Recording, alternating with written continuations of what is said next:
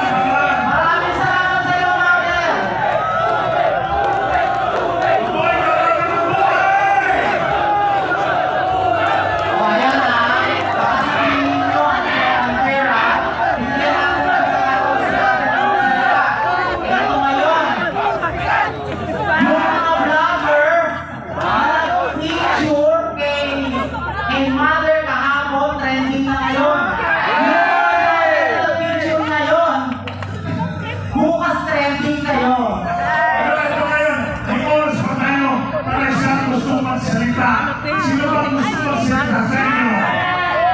Sino ba? Ikaw, sige. Malaki naman. Bigyan natin siya ng mikropono. Ang sasabihin mo muna ay iyong pangalan. Ang sasabihin mo at kung taga-saan ka. Ang pangalan mo ay? Good afternoon, sir. Sa lahat ng mga kababayan ko na narito ngayon, ang pala si Muhammad.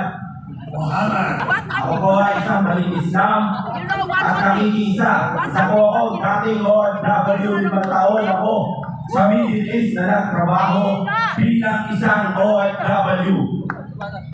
Hindi po ako miyembro. Sinabi ko lang po ngayon, yung miyembro ng INC.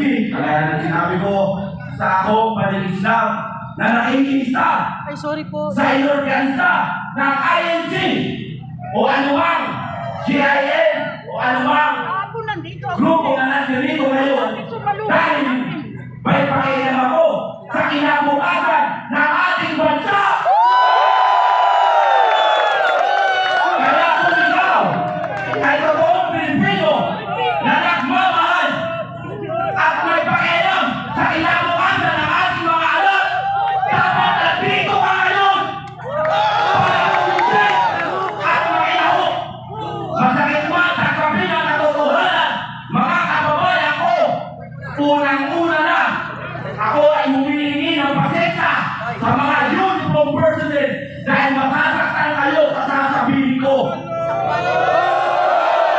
Bakit? Bakit po? Bakit tayo nagkakaroon sa ganito?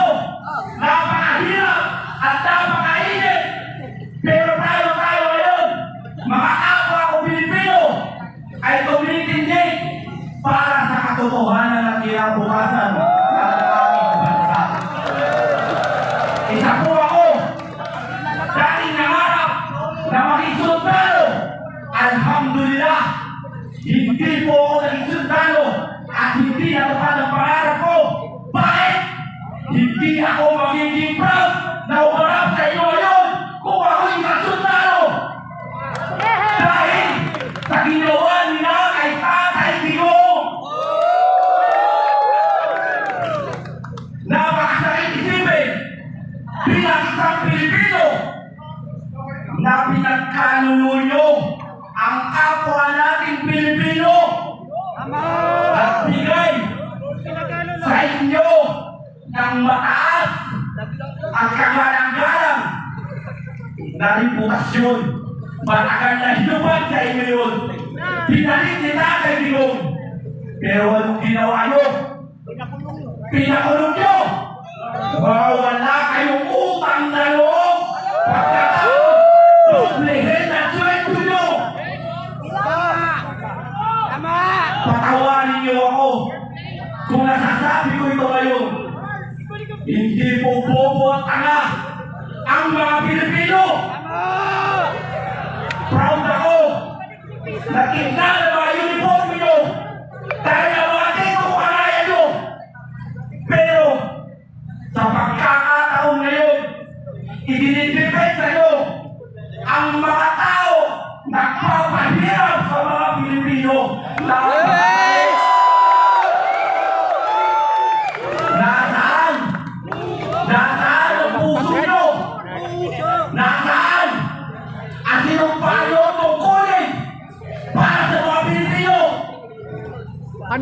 serve and protect. Napakasaya ang gabi ng isa ng bansalin. Isang salitang hindi nyo kayang gawin. Ngayon ang mga Pilipino ng Turusa. Isa ako sa nahihirapan. Sumasahod kami ng minimum wage lamang. Sa 8 oras na pagtatrabaho, binabawasan kami ng tax na wala kami kapalag-palag. Imbes na yung buwis namin na napupunta sa proyekto, edukasyon para sa